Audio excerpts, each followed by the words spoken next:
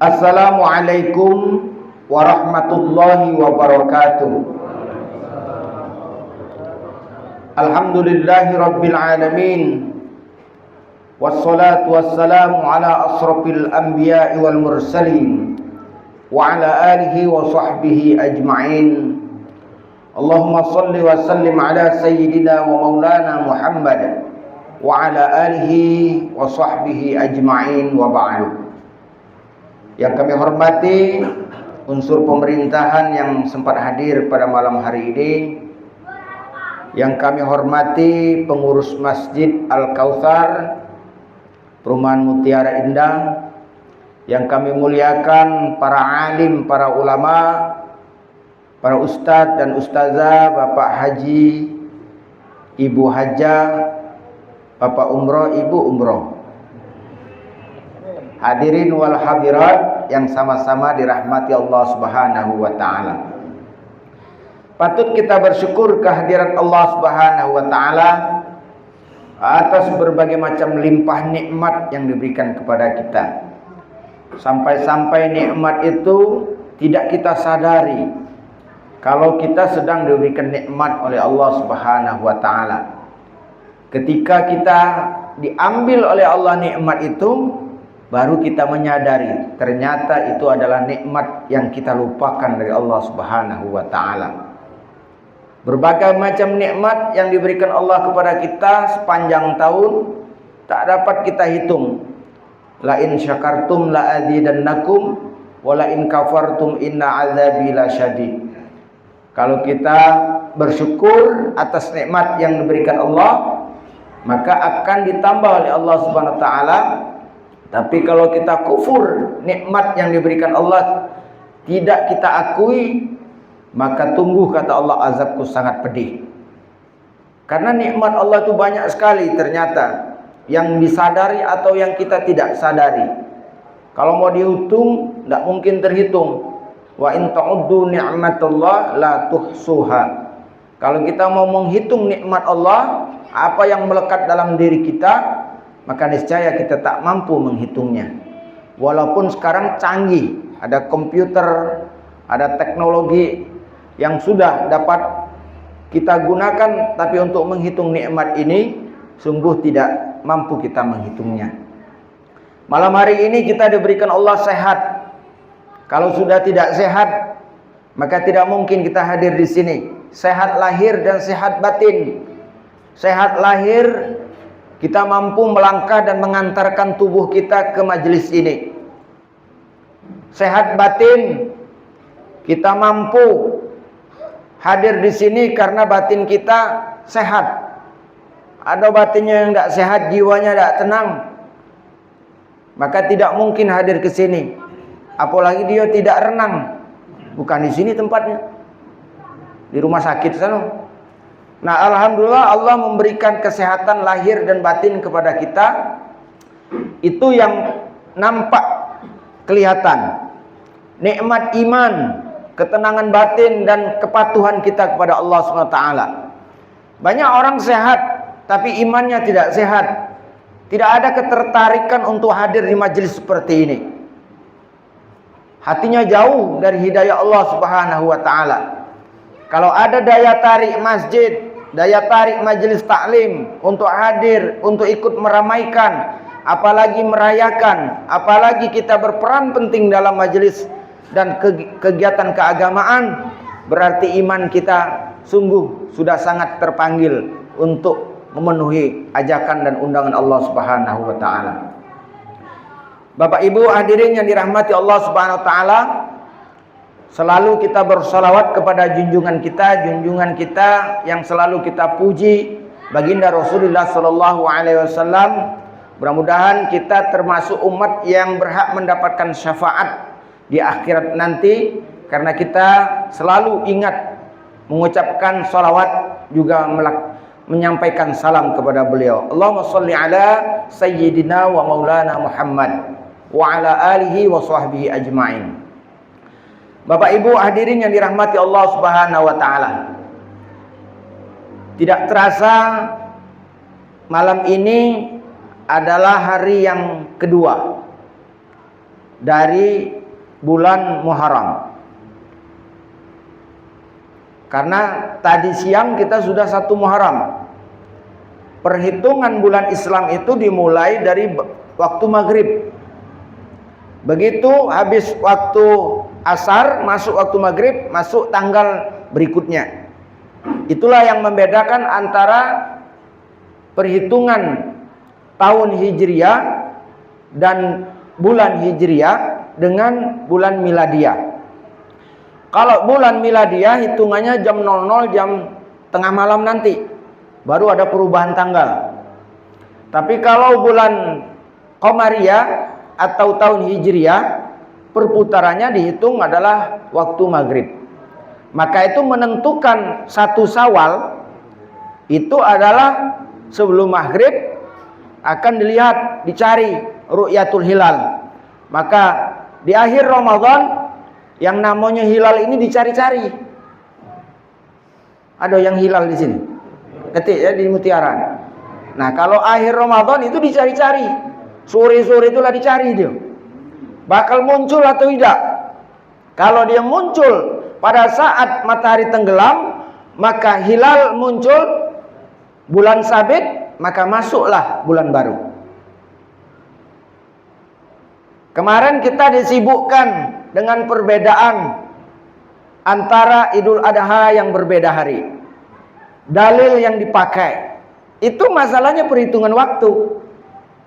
Ada yang berdasarkan wong di Arab lah wukuf. Karena dia sedang wukuf, maka kita puasa Arafah. Itu yang berdasarkan masalah sunat puasa karena wukufnya. Yang berdasarkan tanggal 9 Zulhijjah itu, maka dia berpatokan di mana dia berada.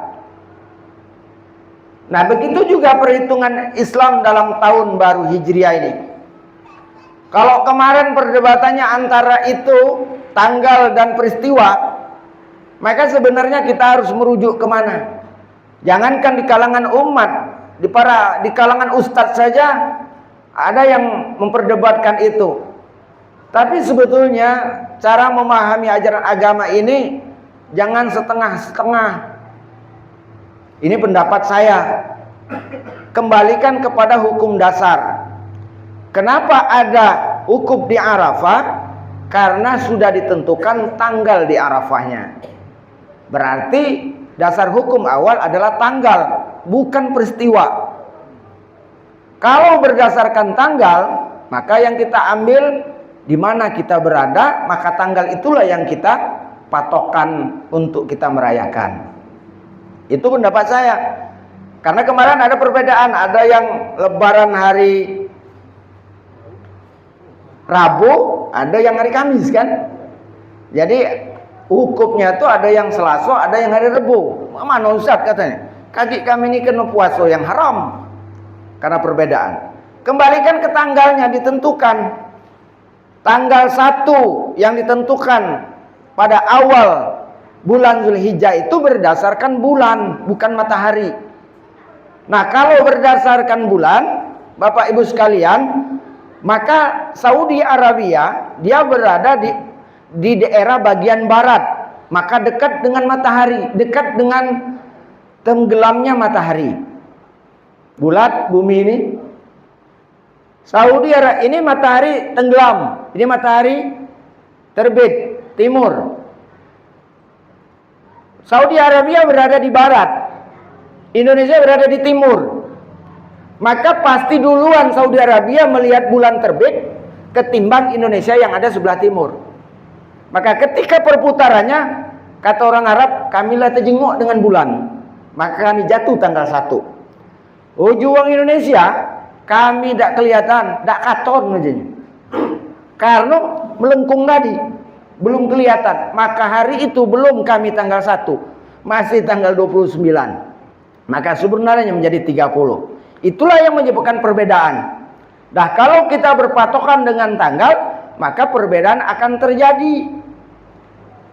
Kalau berpatokan dengan peristiwa yang tidak bisa kita toleransi, itu akan bertentangan dengan kenyataan kita di mana kita berada.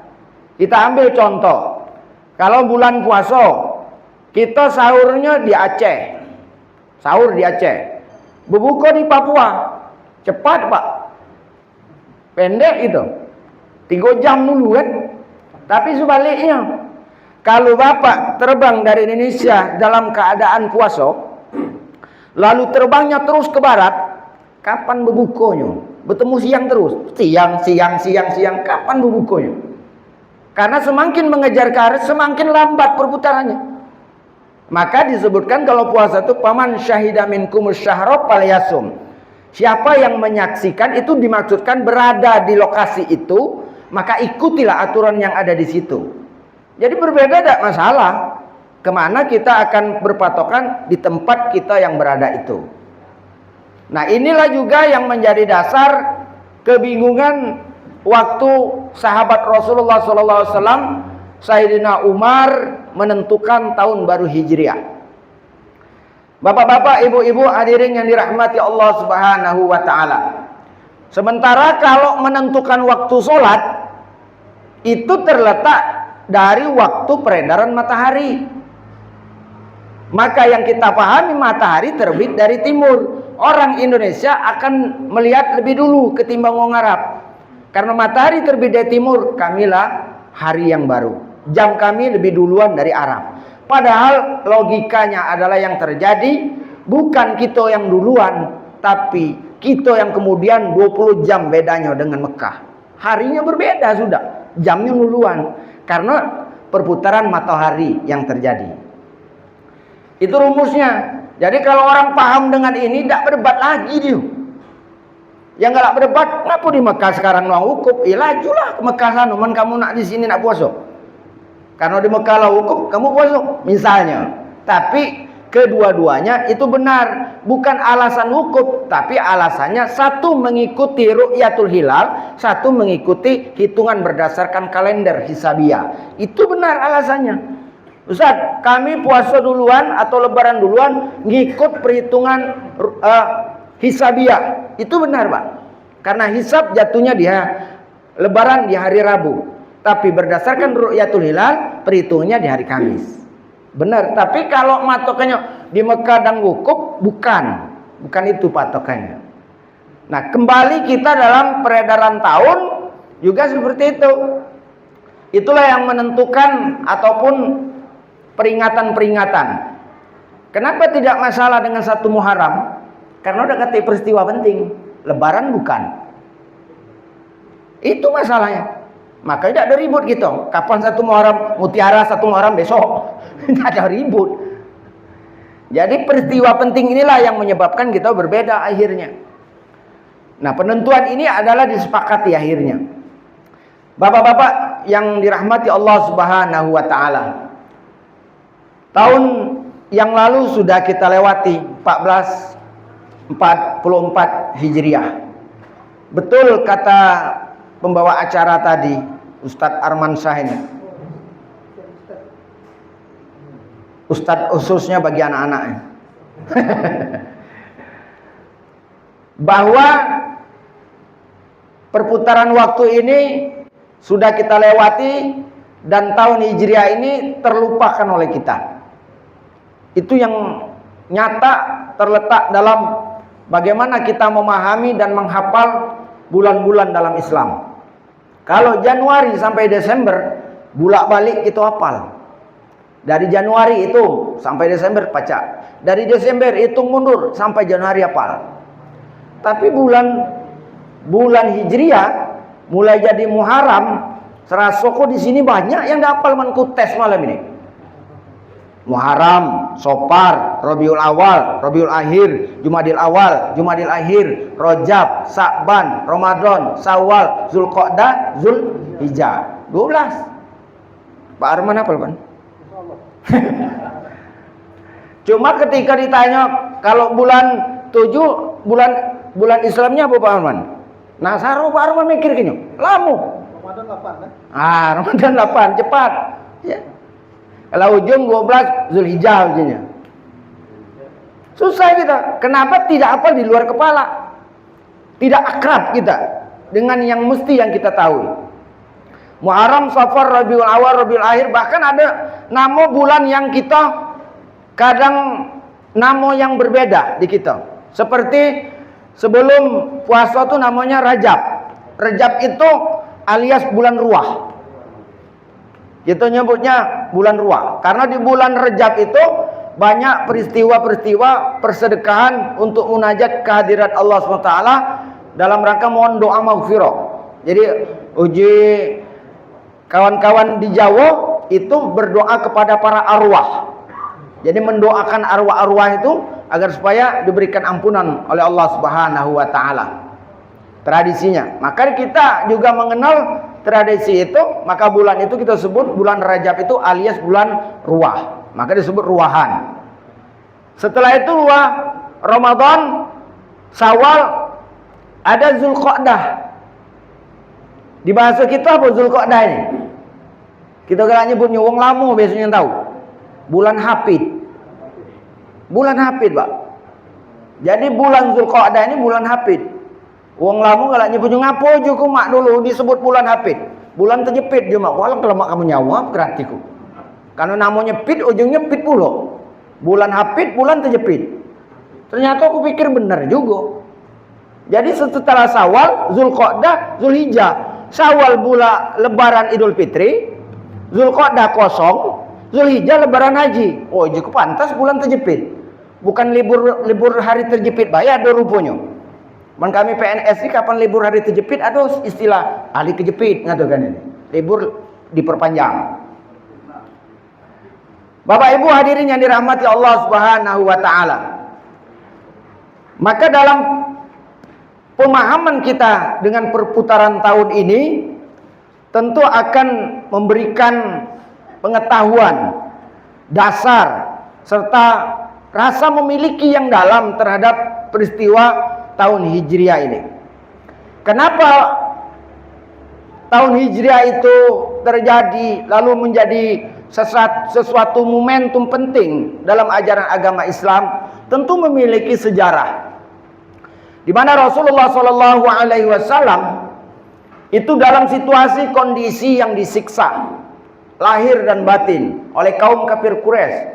Perjuangan 10 tahun masuk ke 11 tahun tidak membuahkan hasil yang signifikan. Dakwah Rasul hanya diikuti oleh ratusan orang. Dalam hitungan sejarah mungkin sekitar 270 cuma yang ikut Nabi. Dakwah 10 tahun, baik secara diam-diam maupun terang-terangan.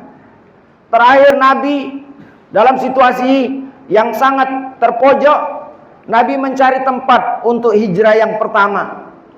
Berharap tempat ini memberikan harapan yang lebih cerah dari apa yang sudah dilalui 10 tahun. Nabi pertama kali hijrahnya ke Taif. Negeri Taif itu Pak, ibarat kalau kita ini, kalau di Palembang ini pagar alam. Daerah dingin, daerah pegunungan. Kalau kamu umroh, lagi cari Pak Arman, Taif itu mana nian? Taif itu daerah yang kalau buah-buahan, sayur-sayuran di Mekah itu dari Taif banyaknya. Nah, Nabi berharap orang Taif ini adalah orang-orang yang mampu menerima, karena mungkin dingin akan sejuk. Pergilah Nabi ke Taif. Ternyata harapan Nabi berbeda dengan kenyataan. Kata anak muda sekarang, berbeda dengan ekspektasi. Antara kenyataan dengan harapan itu berbeda jauh. Nabi begitu datang di Taif, belum masuk kampung Taif, terkabar Nabi nak masuk, langsung dilempari dengan batu oleh masyarakat Taif pada waktu itu. Tidak sempat Nabi masuk ke kampung itu, akhirnya mundur dengan teratur Nabi. Terjebak Nabi masuk ke sebuah kebun kurma, tersender Nabi. Disitulah Nabi berdoa dalam situasi yang sangat mungkin sedih Nabi saat itu. Dakwah tidak berhasil, belum berhasil. Dia menyerahkan semua persoalan kepada Allah Subhanahu wa taala. Nabi tetap sabar, dilempari, dan saat itu juga Nabi luka Dan malaikat Jibril segera turun dari langit untuk menutup luka Nabi. Jangan sampai darah itu menetes ke tanah. Kalau darah Nabi menetes, maka akan hancur bumi itu. Maka malaikat Jibril segera turun bersama malaikat penjaga gunung Thaif.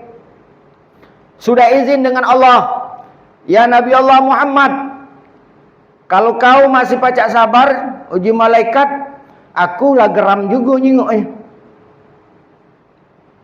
Jadi ternyata di dalam riwayat malaikat nak marah do juga rupanya malaikat ini.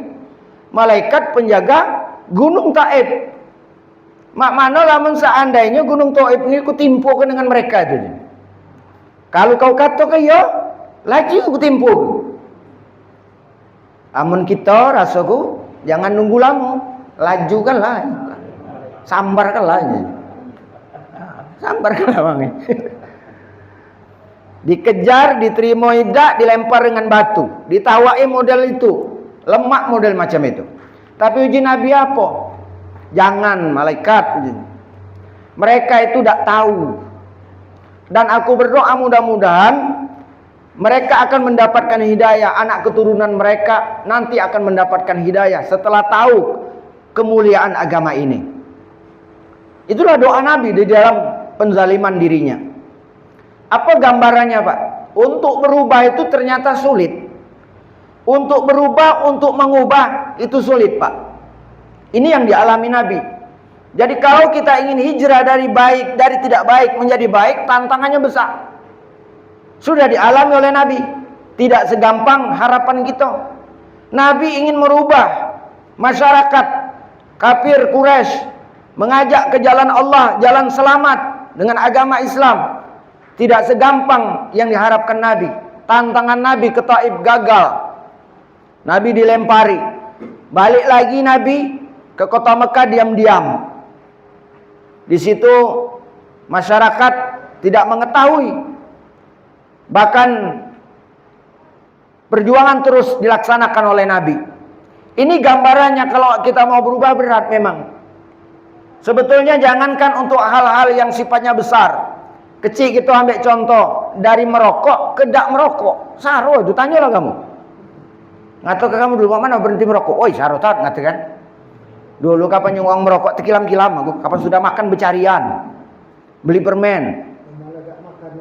Lemak lah tak makan ketimbang tak merokok.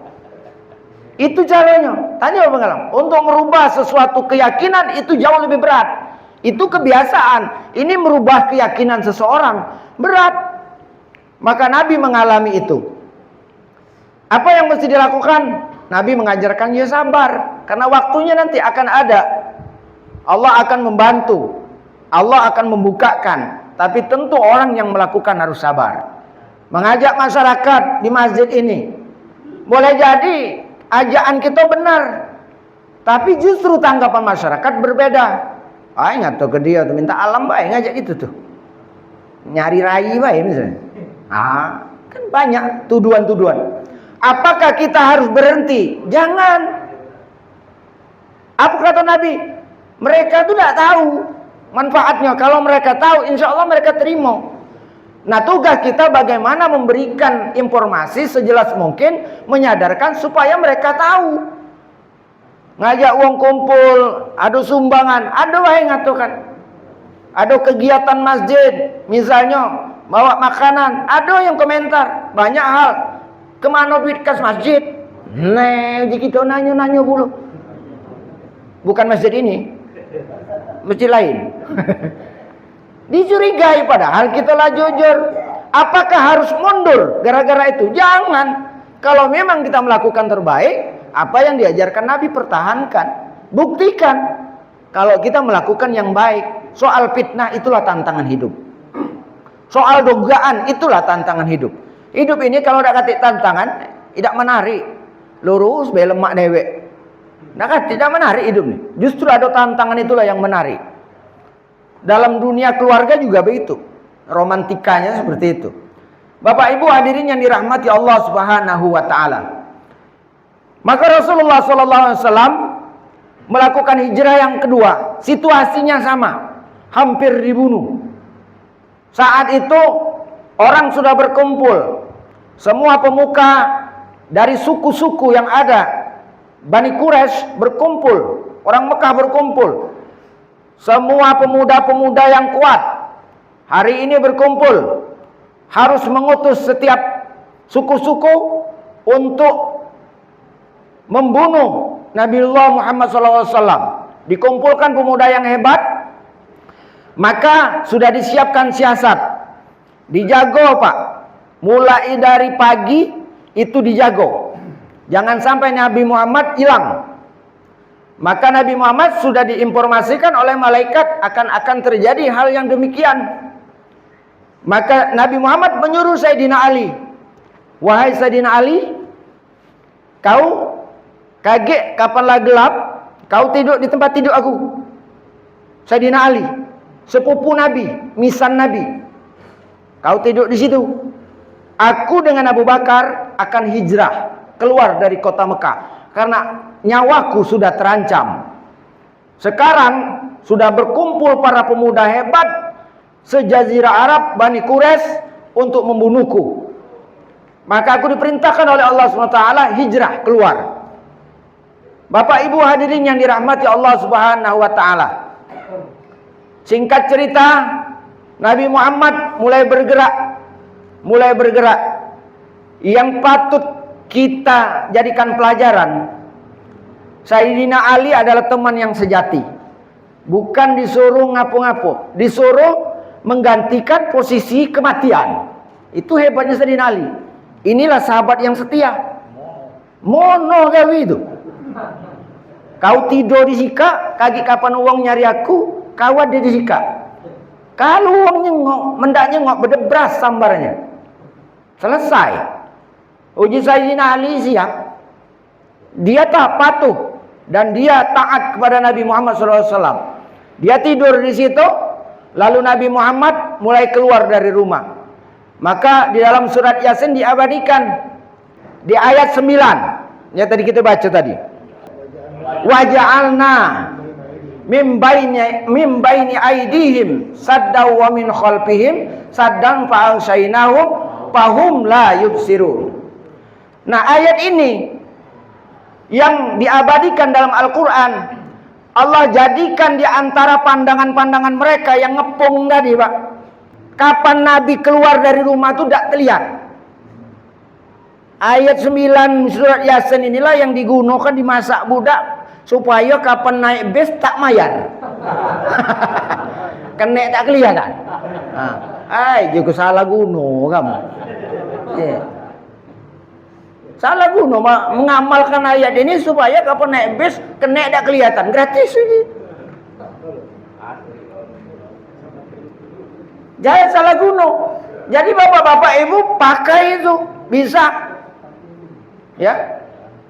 Ayat 9 surat Yasin itu, kalau kamu dalam keadaan terjepit, dikepung, nak ditodong wong, baca itu. Dengan keyakinan, mendekati keyakinan sama baik. Nah yakin insya Allah akan ditutup oleh Allah. Tak kelihatan. Kamu takut lewat di satu tempat, banyak penjagal, banyak. Nah, baca itu. Insya Allah kamu lewat, dia nak kencing. Banyaklah alasan dia. Pokoknya tak teringok ke gitu. Uji kawannya. Razia, jangan itu. Nyari ke polisi. Empat tak kelihatan. Bapak-bapak, ibu-ibu yang dirahmati Allah Subhanahu wa taala, itu peristiwa salah satu yang menyebabkan peristiwa hijrah itu dimulai. Malam itu Nabi Muhammad SAW keluar. Adakah yang tahu? Tahu setelah itu, Pak. Berapa jam berikutnya tahu? Karena mereka menggerbak rumah Nabi, ternyata di situ Sayyidina Ali yang lagi tidur, bukan Nabi Muhammad. Nah, ujinya salah ini, bukan. Kemana ujinya Muhammad bin Abdullah ini? Lalu ternyata mereka cukup ahli. Sudah lengkap pasukan mereka. Ada yang ahli mencari jejak. Ditelusuri jejak Nabi itu. Ditelusuri jejak Nabi. Tapi Nabi pun cerdas dengan diajarkan oleh Allah. Ketika keluar dari rumah, maka diperintahkan oleh Nabi, Abu Bakar, kau suruh anakmu dengan gembala-gembalanya lewati jalan yang kita lewati. Jadi begitu Nabi lewat dengan Abu Bakar, dengan unta yang bawa Abu Bakar, itu kelihatan 2 ekor kaki, ada unta, kelihatan, bisa dicari arah kemana pergi. Tapi dirusak jejak itu oleh kambing-kambing punya Abu Bakar. Jadi jejaknya tidak kelihatan. Tapi ternyata tidak berhenti sampai di situ. Dikejar Nabi Muhammad SAW sampai ke satu bukit. Di situ ada gua.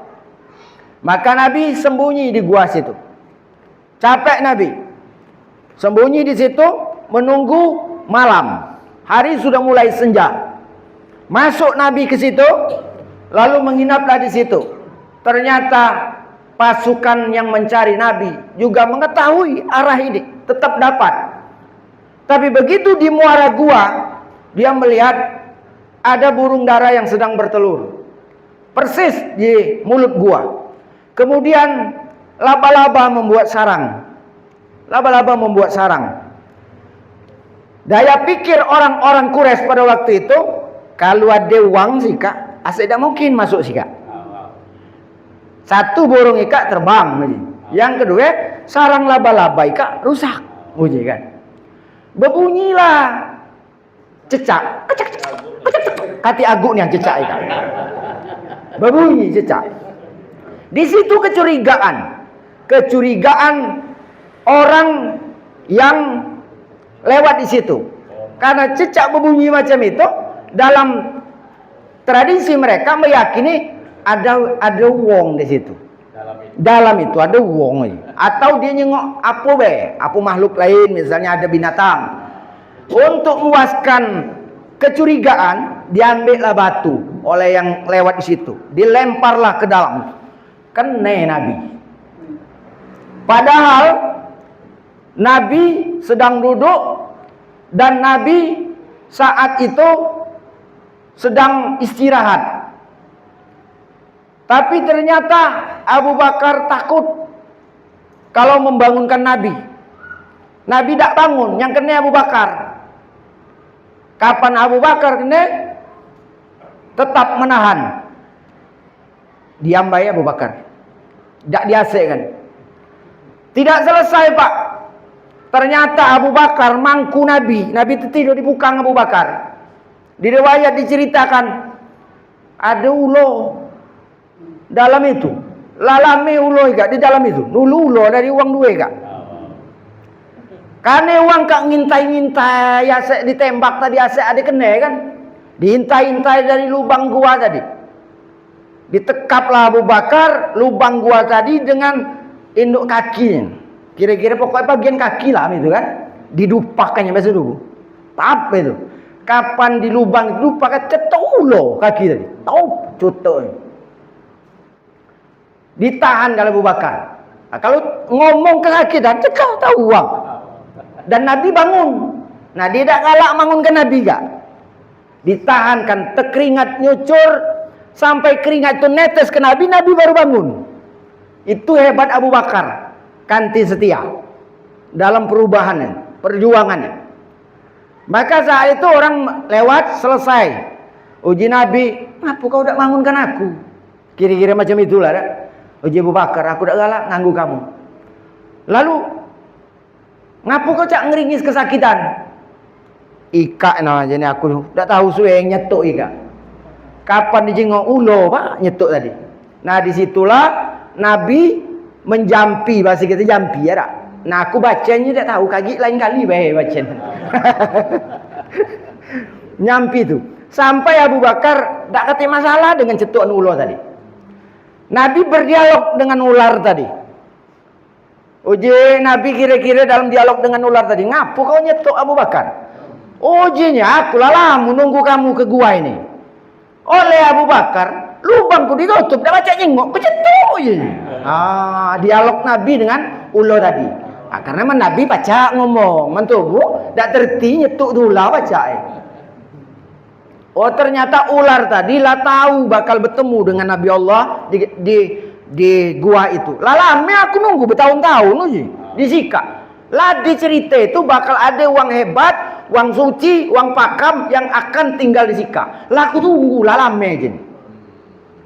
Empat pas aku nak ngelihat, ditutup oleh Abu Bakar. Maka aku cetuk tu uji Nabi. Oh, dah jadilah itu itu. Itu kan. Jadilah itu. Jadilah itu. Memang gawe ni hanya nyetuk tu kan. Ada yang melit dia tu. Yang pakam tu ya nyetuk yang melit. Untung tak berkaki. Bapak Ibu hadirin yang dirahmati Allah Subhanahu wa taala. Apa gambaran riwayat awal tentang peristiwa Nabi ini? Bahwa yang namanya memulai sesuatu untuk berubah berat ternyata. Tantangan itu sangat berat. Maka perubahan ini harus betul-betul kuat, basicnya harus kuat. Merubah diri kita harus betul-betul kuat. Nabi terus berangkat dan hijrah. Ternyata Bapak Ibu sekalian, sahabat-sahabat yang di Mekah yang tertindas itu sudah ada di Madinah. Lah nunggu di Madinah sebagian. Nabi itulah agak terakhir. Jadi Nabi lah tahu perintah itu, maka Nabi memerintahkan para sahabat-sahabat yang terpojok di kota Mekah itu pergi duluan, pergi. Nabi itulah terakhir. Kenapa pilih Madinah? Kenapa pilih Madinah? Ada alasan. Ternyata kota Madinah itu sudah welcome, sudah menerima kedatangan Nabi. Kenapa mereka sudah menerima kedatangan Nabi? Hampir mirip dengan cerita ulo tadi. Sebab masyarakat Madinah lalame dengar cerita akan ada uang hebat ke Madinah. Dan dia hijrah karena terusir dari tempat kelahirannya. Ditunggu oleh orang Madinah. Siapakah orang Madinah yang asli? Orang Madinah yang asli, sebagian itu adalah penduduk Yaman, negeri Yaman. Sebagian lagi ada orang Yahudi. Nah, uang Yahudi kaklah yang memberikan kabar. Uji orang Yahudi ini akan hadir di kota Madinah ini, utusan Allah, Nabi terakhir. Kita menunggu kapan kedatangan. Tanda-tandanya adalah seperti ini dan seperti ini. Jadi orang Yahudi sudah lama tahu Pak. Di kitab mereka sudah ada akan hadirnya Nabi Muhammad SAW ke negeri Madinah. Tapi sebetulnya harapan orang Yahudi itu adalah dari Bani Israel, bukan dari Arab. Kapan muncul uang Arab? Nyentuhlah yang membuat dia tak nerima itu. Ngapain tak dari Bani Israel? Ikat dari uang Arab. Dia tak tahu Nabi Muhammad kan keturunan Ibrahim juga, dari Ismail. Dia tak tahu. Mereka orang Bani Israel keturunan dari Ishak, dari Nabi Ibrahim alaihissalam. Maka mereka tidak nerima. Dan ketemulah ketika Nabi hijrah itu diterima dengan senang hati. Karena mereka sudah mengetahui inilah orang yang kita nanti-nantikan. Maka orang Madinah itu karakternya berbeda dengan orang Mekah. Bapak Ibu hadirin yang dirahmati Allah SWT, kalau orang Mekah Pak, itu agak streng, melawan bahasa itu, bengis. Tapi kalau orang Madinah sejuk, senyum dia. Dah kalau marah, perhatikanlah kamu. Kapan kamu pergi ke Mekah, ke Madinah, perhatikanlah karakternya. Lain orang Mekah dengan orang Madinah, berbeda karakter. Karena orang Madinah itu adalah memiliki akhlak yang mulia, dia akhlaknya tinggi, dia lebih santun, marah-marah jarang dia. Kalau orang Mekah itu sangar-sangar, itu perbedaannya. Memang berbeda karakter masing-masing. Bapak-bapak, ibu-ibu hadirin yang dirahmati Allah SWT, kalau nak ku ceritakan sampai subuh tentang sejarahnya. Tapi saya ingin menyampaikan ada beberapa hal yang menjadi sunnah di dalam bulan Muharram ini. Kalau puasa di bulan Muharram ini, sepanjang bulan Muharram boleh. Tapi tidak boleh diniatkan khusus satu Muharram, karena tidak ada dalil. Seperti puasa siang tadi, tidak ada dalil yang persis. Jadi puasa satu Muharram itu tidak ada dalil yang menguatkan. Tapi kalau puasa dalam konteks satu bulan ataupun pas dengan Senin, Kamis, maka itu diperbolehkan. Tapi kalau khusus meniatkan, maka itu tidak ada. Tapi ada puasa sunnah kapan? Tanggal 9, tanggal 10, Tasu'a dan Asyura. Nah itu disunahkan. Tasu'a itu tanggal 9, Asyura tanggal 10. Jadi tanggal 9 dan 10. Yang Nabi mengerjakan itu Asyura. Asyura itu bahasa Arab asyara, artinya 10. Tasu'a itu bahasa Arabnya tis'atun, 9. Nabi melakukannya itu di tanggal 10. Salah satu hikmahnya adalah tanggal 10 Muharram itu Nabi Allah Musa alaihissalam diselamatkan oleh Allah Subhanahu wa taala. Nabi Adam diterima taubatnya pada tanggal 10 Muharram. Nabi Nuh diselamatkan Allah dari banjir bah dan berlayar tanggal 10 Muharram. Dan Nabi Muhammad SAW menghormati itu. Puasalah Nabi tanggal 10 Muharram. Ternyata orang Yahudi Madinah mereka puasa juga, Pak. Dilaporkanlah oleh sahabat, ya Nabi Allah Muhammad SAW, kenapa orang Yahudi puasa juga hari ini? Sama cak kamu ngajari kami. Ditanyalah, ngapo kamu puasa? Oh, ini kami puasa. Ini hari kemerdekaan kami. Nabi Allah Musa diselamatkan oleh Allah dari Fir'aun. Hari ini, tanggal 10 Muharram. Maka uji Nabi, di tahun itu, kalau aku panjang umur uji Nabi, supaya tubuh kak berbeda dengan uang Yahudi kak. Tahun pucuk, kita puasa mulai tanggal 9. Maka ada sejarah dalam syariat, puasa tanggal 9 dan 10. Maka disebut tasu'ah. Untuk membedakan kebiasaan orang Yahudi dan kebiasaan orang Muslim. Tapi tahun pucuknya Nabi meninggal. Tidak sempat Nabi. Lah meninggal. Jadi itu terakhir Nabi dalam riwayat hadisnya. Bapak Ibu hadirin yang dirahmati Allah Subhanahu wa taala, kalau masalah niat ya, niat untuk puasa Tasu'ah atau puasa Asyura. Itu satu sunnah yang diajarkan di dalam Islam. Yang kedua, sholat tasbih malam 10 itu. Mana Ustaz sholat tasbih? Sholat tasbih itu 4 rakaat. 4 rakaat membaca tasbih. Kalau dilaksanakan siang hari, 4 rakaat sekali salam. Tapi kalau dilaksanakan di waktu malam, malamnya itu, malam tanggal 10, maka itu dibuat 2 rakaat, 4 rakaat tadi. Jadi 2 rakaat salam, 2 rakaat salam. Niatnya sengaja aku sholat sunnah tasbih lillahi ta'ala. Nah itu baik. Tidak baca bahasa Arab, dalam hati kita lah tahu maksud tujuan kita sembahyang. Apa yang berbeda dengan sholat biasanya? Setiap dari mulai setelah membaca Al-Fatihah, kita membaca tasbih 10 kali. Mulai dari surah Al-Fatihah habis. Subhanallah walhamdulillah wala ilaha illallah wallahu akbar. Tambah lagi wala haula wala quwata illa billahil aliyil azim. Lebih panjang lagi. 10 kali. 15 kali yang pertama, setelah Fatihah 15 kali. Seterusnya rangkaian sholat itu terus 10 sampai 7 kali rangkaian. Maka jumlah seluruhnya 75 kali. Jadi setiap rakaat 75 kali.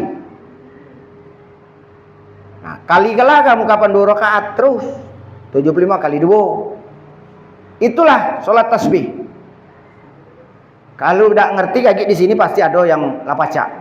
Ya. Jadi selain yang setelah Fatihah 15 kali, yang lainnya 10 kalau.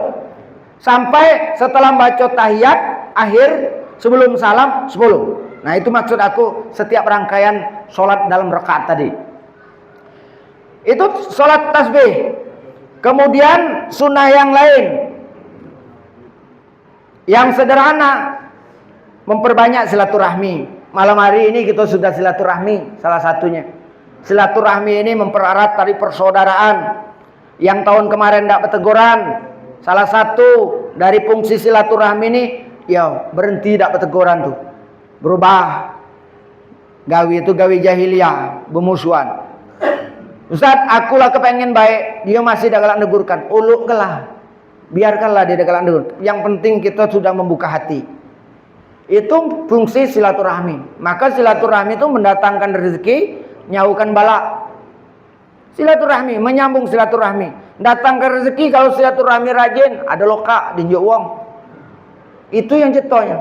Cak malam hari ini kita silaturahmi, Pak. Ustaz, aku galak menghadiri pengajian Ustaz Nur Hasan itu tinggi-tinggi, tak temakan dengan materinya. Tak apa-apa tak temakan dengan materinya. Kalau kamu datang sini, iya, yang jelas tak temakan dengan materinya, ada makanan yang pacak dimakan. Dapat makanan. Materi tidak temakan, makanannya makan lah.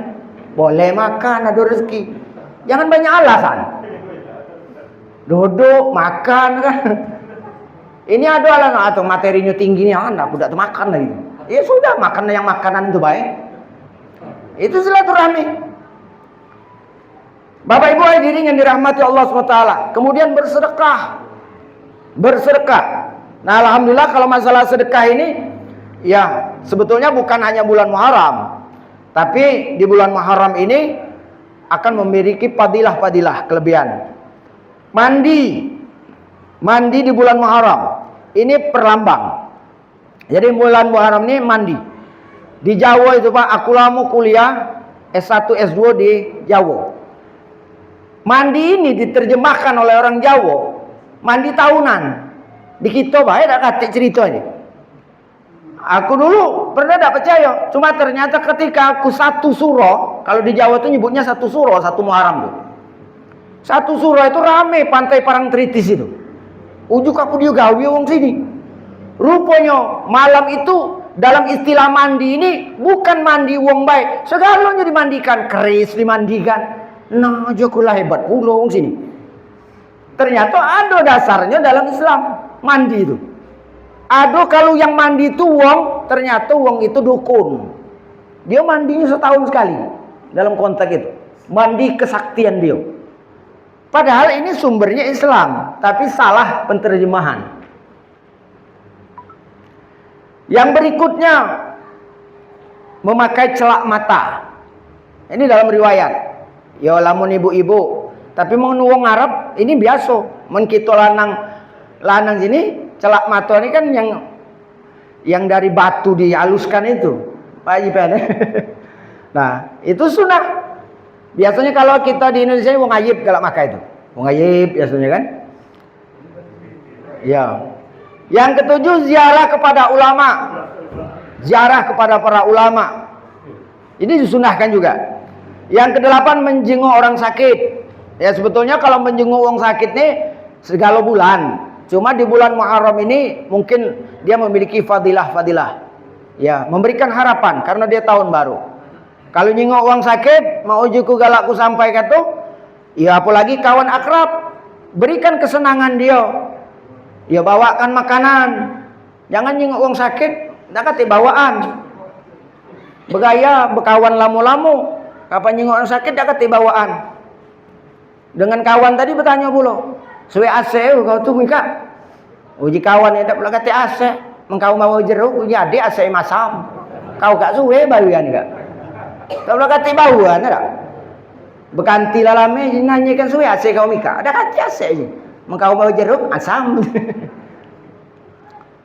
Tepeci yang tadi tak sehat, bawa rokok, tik rokok yang sakit itu di udutnya. Ngatakan kau tak lemak liur lagi. Baca aku pengen ngatakan ngerokok ya. Nah, selesai.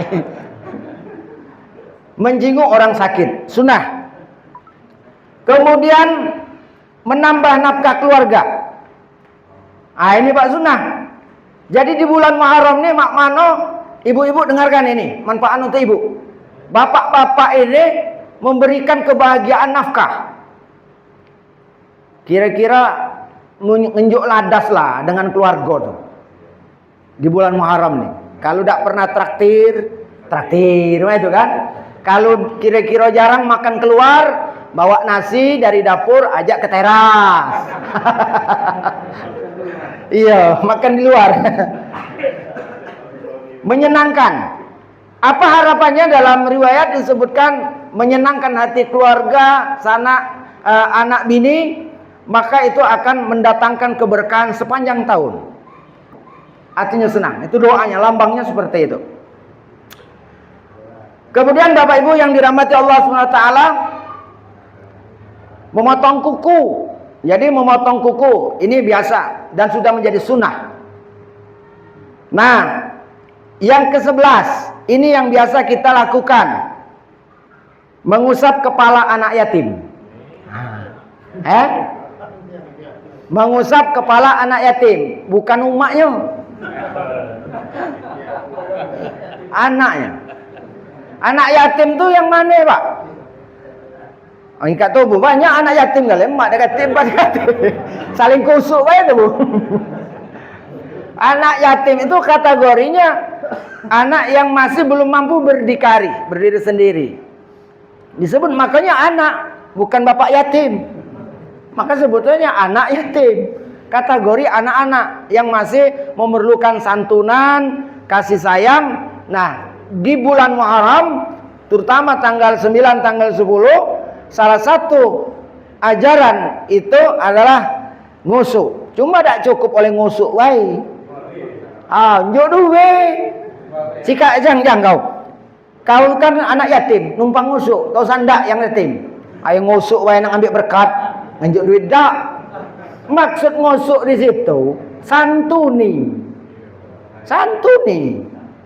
Uji Nabi, orang yang menyantuni anak yatim di surga nanti dekat dengan saya seperti jari tengah dan jari telunjuk. Derajatnya sedikitnya berbeda atau berdekatan dalam makna di situ. Hakadza fil jannah. Jadi dekat antara jari telunjuk dengan jari tengah. Nabi di surga nanti. Orang yang melaksanakan tugas ini dan sebaliknya apabila dia tidak memelihara dan tidak menyantuni anak yatim disebut orang-orang yang mendustakan agama. Di dalam Al-Quran disebutkan orang yang mendustakan agama itu adalah salah satunya orang yang tidak menyantuni anak yatim. Bapak Ibu hadirin yang dirahmati Allah Subhanahu wa taala. Jadi ada orang yang mengatakan, "Ustaz, aku lah sedih yang ngamalkan ini, Kak." Mak mana juga, Pak? Ya anak yatim ku santuni. Cuma ajanya tekemaknya cukup bagus. Bagus. Anaknya disantuni tekemaknya tadi kan. Karena kalau anaknya bemaknya kesian Ustaz ini. Cukup bagus. Itu perlu jihad juga. Tak banyak lanang yang sanggup juga. Nah, kalau kamu baca juga alhamdulillah. Cuma susah juga itu jihadnya untuk berubah ini. Bapak Ibu hadirin yang dirahmati Allah SWT, yang terakhir adalah membaca surat Al-Ikhlas 1000 kali. Itu amalan. Membaca surat Al-Ikhlas 1000 kali. Di tanggal malam 10 Muharram itu. Jadi pasnian malam ini kita pengajian biar tahu apa yang nak digawikan tuh. Sunnah-sunnahnya. Apa manfaatnya Ustaz? Setiap Al-Quran dan setiap ayat yang diamalkan itu memiliki fadilah-fadilah dan karomah-karomah. Dalam riwayat ada sahabat Muawiyah bin Muawiyah Al-Lais. Dia mengamalkan surat Al-Ikhlas ini setiap hari dibaca 1000 kali. Dibaca 1000 kali. Maka saat dia meninggal dunia dan waktu itu dia mau ikut perperangan Rasulullah Sallallahu Alaihi Wasallam dan dia tidak bisa ikut karena sakit.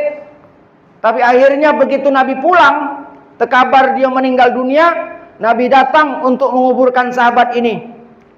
Saat mau turun, maka Rasulullah langsung mengambil jenazah tadi.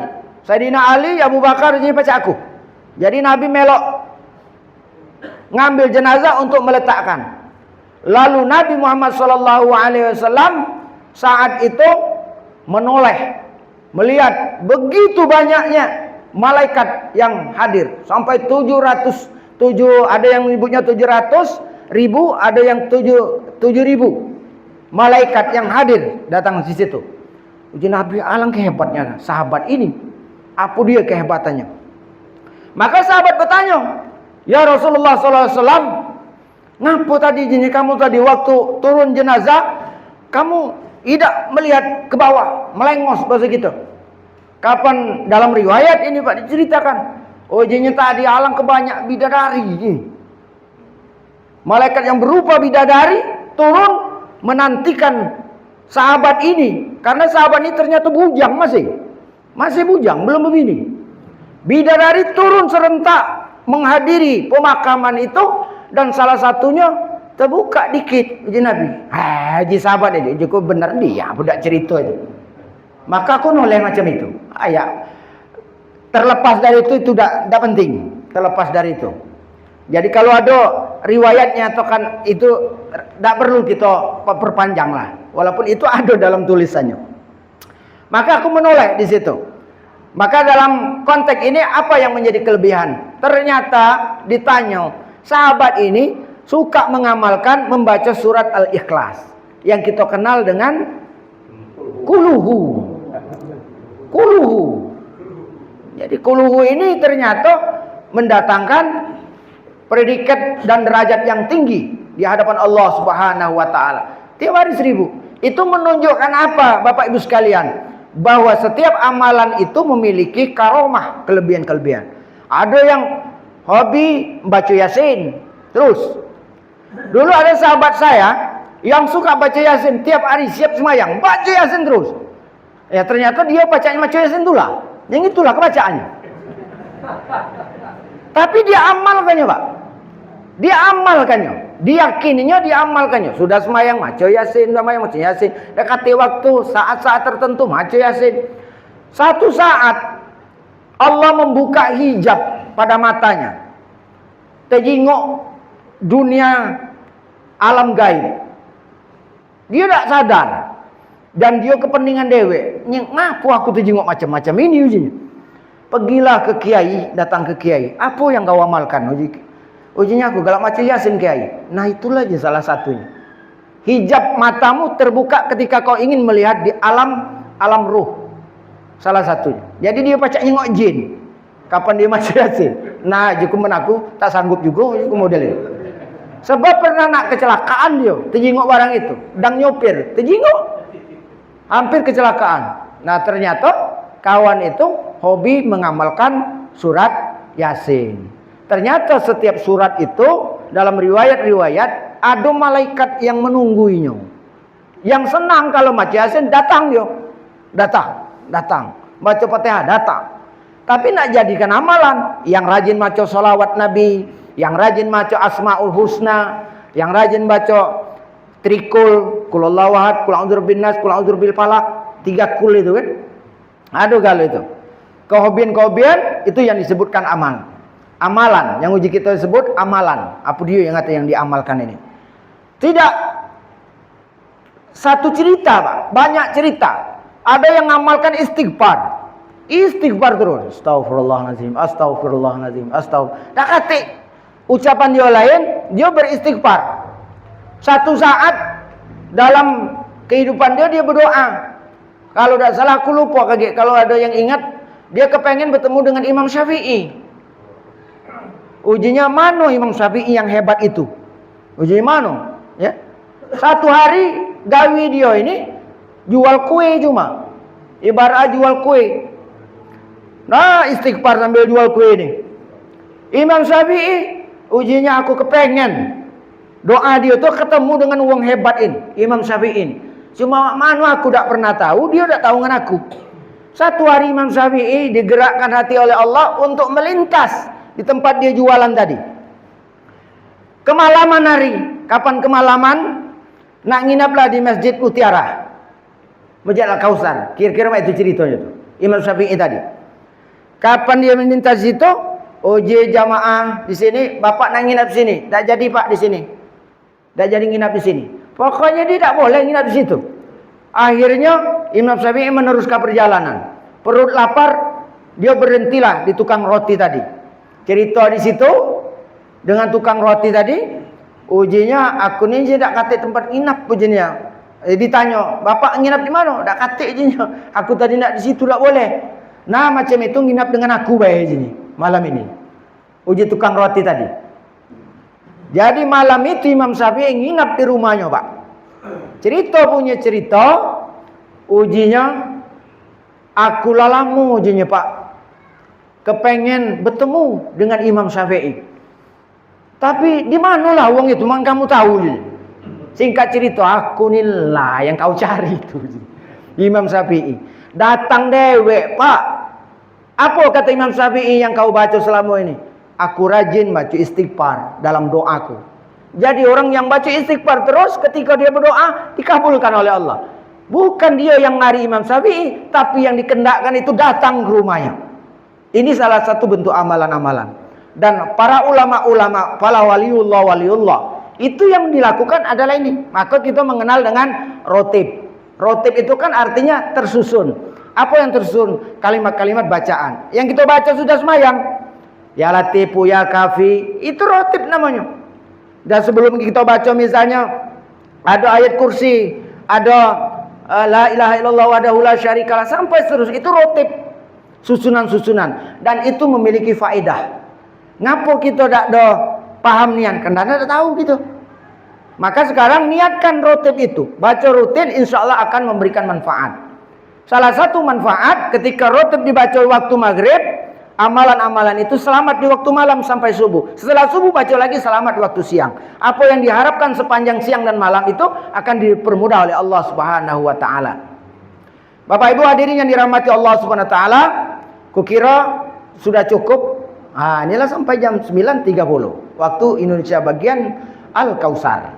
Mudah-mudahan perjumpaan kita malam hari ini dicukupkan oleh Allah Subhanahu wa taala hikmah dari apa yang kita ambil dalam peringatan 1 Muharram tahun baru dapat merubah kita dari yang sebelum kurang baik jadi lebih baik, dari yang belum sama sekali sekarang mulai dengan langkah yang baru.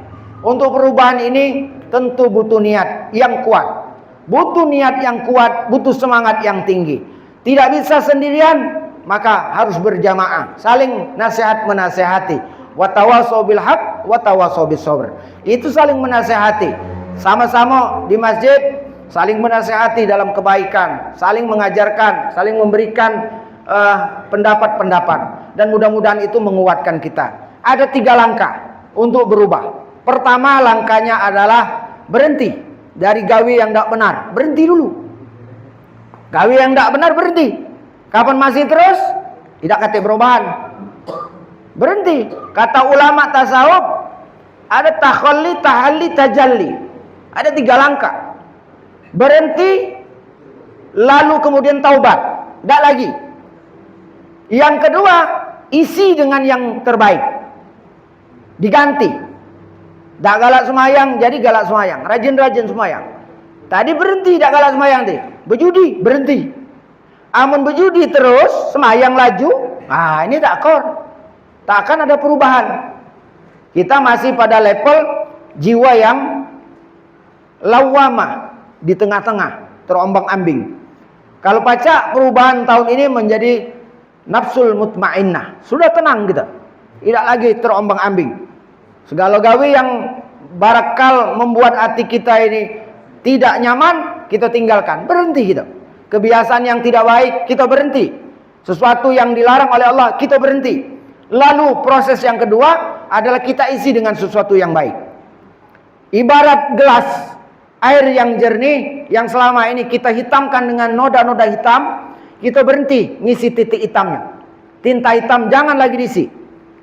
Berhenti belum berarti air akan jernih. Karena berhenti di situ airnya masih hitam. Tapi untuk menjernihkan air maka harus diisi dengan air yang jernih. Jangan tambahkan lagi yang hitam tadi, yang jernih.